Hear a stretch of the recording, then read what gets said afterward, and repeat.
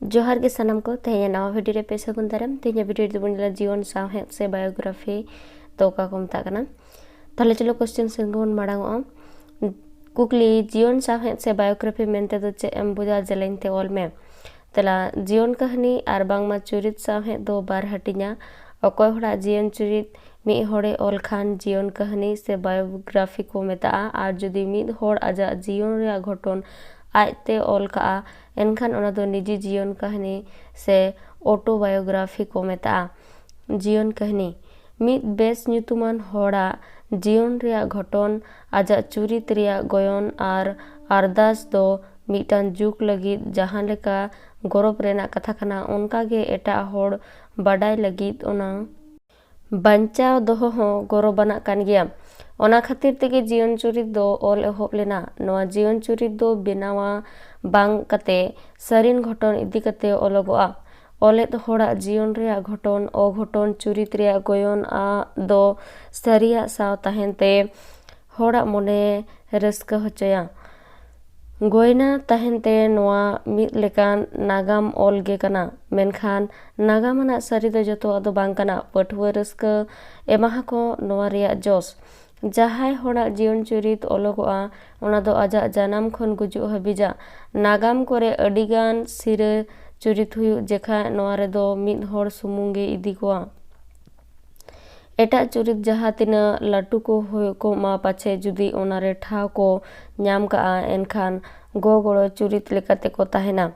नागाम रे घटन के जुरो को एमागा ओक्तो जीवन कहानी रे दो चुरित गे मूड ओना सेते जीवन कहानी टांग चुरित गमाम हो मेन गनोआ हेरोल्ड निकोलसन मेन हकादाय जे जीवन सहे दो बार हटिंग गनोआ मिद दो अबुगा जीवन कहानी प्योर बायोग्राफी और दोसरा दो बे अबुगा जीवन कहानी इम्प्योर बायोग्राफी तीना गान ओजे मेना जहा खातिर जीवन बे अबुगा एतोहब रे तीना गान ओनलिया ओलेत होड़ा दोष आर बड़ीजा गुण को उदुक कते बेसा गेको ओलेत उनी मिद महापुरुष आर बांगमा बोंगा लेकाते उदुक को लगित को रिकया एनखान उनी होड़ दो नवा धुड़ी धरती रिन होड़ लेका दो बाय परकोआ दोसार रे दो ओलकान होड़ दो उदुक ᱧᱟᱢ होड़ लेका को बनावया सरितेत उनी उनका बाय ताहे कोआ तेसार दो ओनलिया हा आज पाहटा हा कथा मेन खातिर ओना दो उनी होड़ा इज्जते खरापा ओनाते ओनलिया दो जहाटांग जहा लेका मेना उनका के ऑल लगती कना अबोगा आर बांगमा परुकियो जीवन कहानी रे नागामना साव चरक साहे ताहेन हो लगती गया चेदा ची ओनागे पठुआ हा बाडाय सानादे जगावा आर ओलाकन होड़ा जीवन चेतान रे दया दुलड़े दोहया दड़म होरा बार लेकान होराते जीवन साहे तिरिन ओनलिया नोआ दो को अड़तिया एतोहब होरा दो खाटो अड़ती होरा एग्जॉस्टिव मेथड जीवन ओलगो कान होड़ इदी कते सुसुतुरु जहां को बाडाय का ओना को सामटावा ओनागे लाहाते को अड़तिया दोसरा दो बाछन अड़ती होरा से सिलेक्टिव मेथड नौकान जीवन साहेत रे दो जीवन चुरित ओलगो कान होड़ा सुसुतुरु जतो कथा बांग ओल कते तीना गान मूड मुड़ा को ओला ओना होतेते आजा सतेया रूप बयान कोआ नोआ हरागे नितोगी जीवन साहे ओनलिया कोठे दो बिस्ती नेलगो कना जीवन साहेद ऑल लगित परुक जीवन साहेद आर नागाम मिद लेकान ओलोकान रेहो बानार दो बाय मिदोआ ओनकान नागामिया आर जीवन साहेद ओनलिया लगित परुक मिद गे रेहो आजा भीतिर रूप दो भिना गिया घटन आर बेवरा सामटाव ओना को सजाव कते दड़म आर ओना इदी कते अपनारा मत एम बानारिजा गे नावा पियान दायिक ताहेन कना जीवन साहेद रिन ओनलिया खाली घटन आर बेवरा तलाश कते दो बाय दड़ोमा आजा दायित्व हुयुक कना ओना घटन आर बेवरा दड़म रे लयुगो कान होड़ा मन नेलोगो लेका गद जीवन साहेद रिन ओनलिया झोतो घटन आर बेवरा बांग ओल कते लक्तियाना को बाछावा गामामिया जहां मोते एम का ओना दो दानांग खोजा आर बाहरे बिचार सेदा मेनखान जीवन साहेद रिन दो बनु एलेका ताहे कते आजा मोतटांग घटन आर बेवरा तालाते एमा नवा लगित तेगे आज जतो घटन बांग ओल कते आजा बाड़ायते उनी होड़ा गुण जहा लेकाना ओना के बछाव कते ओला जीवन चुरित ओलोगोग कान हर चेतान रे मत एम दो जीवन सावहेद ओलेद हर लगिद अडी आंट कामी काना चेदा ची ओंडे आज फुरगेल दो बाय तहेना आजा मत एम रेया माने हो नोंडे दो आज चेतान रे गरज दोहो दो बांग काना मिद नापाय जीवन सावहेद ओलेद दो ओलोगोग कान हर जहाँ लेकानाय मेनते हर को बड़ाय काना घटन आर बेवरा सामटाव कते ओल तालाते ओनका गे आजा चुरिते चितर काम निजी जीवन कहनी मिद हर आजा जीवन रे घटन आर बेवरा आजते ओल का खान ओना दो निजी जीवन कहनी से ऑटोबायोग्राफी को मेता काना तबे निजी जीवन कहनी रे मिद एटकेटोड़े हुयुग काना नोआ दो 30 रेहों बाय मुचादोआ चेदा ची ओनलिया गुजुग माड़ांग रे आजा ओले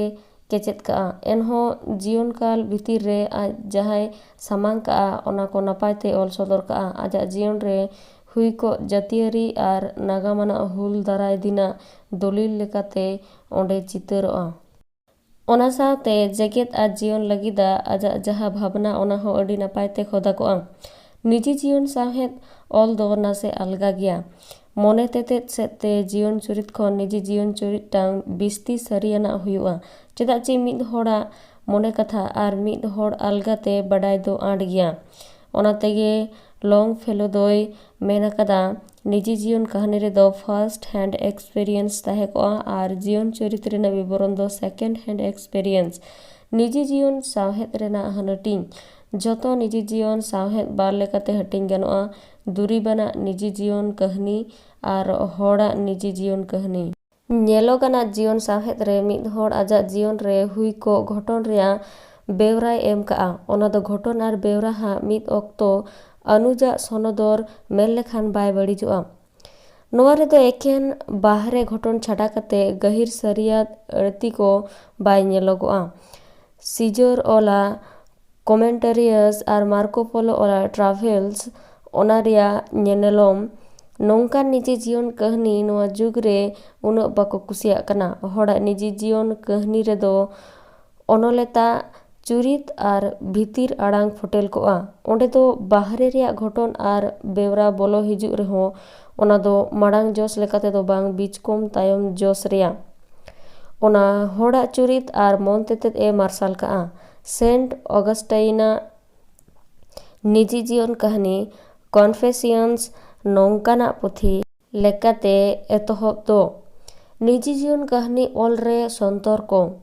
ओनलिया आगे ओलोग कान होड़ लेकाते नोआरे तिनाग गान हिदी हो ताहे काना चेदा ची मिमिद धाव ओनलिया आजा कथा दो पेरेज सही बांग अड़ती कते काज न्योगाय बांगखाने बिस्तिया मेनखान निजी जीवन कहनी दो सरिया गे ताहेन मा एखेन खलिया मेन लेखान हो बाय गनोआ ओना तालाते आजा बाहरे आर भितिर जीवन नेलोगो मा ओका घटन हो लाजाव पड़ा कथा काना मेनते आलोय मेता मा महात्मा गांधी जीवन चुरित नोआ सेते मिद नापाय ओल कना नासे हो ओकाटांग बांग उकू कते जतोय ओल सदर का होड़ा पोहट मा ओनकाना जे आज दो उनका उदु सनया जेमन चे दोज गे होड़ आलो को नेल मा उनका जुदी ओला एनखान ओना दो भगी जीवन कहनी काना मेनते दो बाय मेनोगोआ ओनलिया आजा साव सावता आर ऑक्तो इदी कते ओल दो निहत गे लगतिया ओना हो अथौड़िया बांग ओल कते खाटोते ओल खाने झोतो सेते शोभा सावते जीवन रे मिटांग दिग दो बांग बीच कम जतो दिग के उदुगते हुयु आया गिद्रा पड़िया खन अढरू बढरू सबिबिल खन कामकाज राजारी धर्म इदी कते आजा दिशा एमान जतोय अड़ती का खान पठुआ ठेन उनी होड़ पांजा गानोगी ए हुई दाड़िया दाड़ान कहनी दाड़ान दो झतो होड़ को कुसिया सिखनत कामकाज धन आर्जाव दिसोम दुनिया नेल आरबांग खान हिरी ᱧᱩᱛᱩᱢ ते आयमा जायगा होड़ को दाड़ाना ओना दाड़ान खातिर गे अडिगान चेदोआ नेलोगोआ नागाम एमान इदी कते बाडायोते ज्ञान रेया आयतन हराआ दाड़ा कते आर्जावाकात ज्ञान ओल तोल लेखान ओनागे हुयुआ दाड़ान साहेद रेया पनरिस दाड़ा कते ᱧᱟᱢᱚᱜᱚᱜ ज्ञान मूड कते ओल तोल उछन लेखान ओनागे दाड़ान साहेद दो हुयुआ तबे जहान दाड़ान विवरण गे दाड़ान साहेद दो बाय हुई दाड़िया गहिर बुझावाते ओना दो रसाड़ हेदो लगतिया ओना लगी दाड़ानिजा नेल आर ओना लगी ते मन उरी ले उतर दाड़ान सावहेद दो जानामे ᱧᱟᱢᱟ। दाड़ान कहनी रिया मुठन चेतान रे खोदायेन परिस लेकाते बिचार लेखान रामायण महाभारत और पुराण रे ओलाकान एटा चरित कोआ पुनय थान दाड़ान एमान जायगा दाड़ान और नागाम रे ओलाकान मेगास्थेनिस फाहियन हिवेन सांगलेकान दाड़ाई कोआ दाड़ान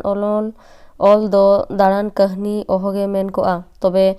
ओना कोगे दाड़ान सावहेद रेया इता और तायम दारामा दाड़ान कहनी को ओनाते ओरसोंग लेना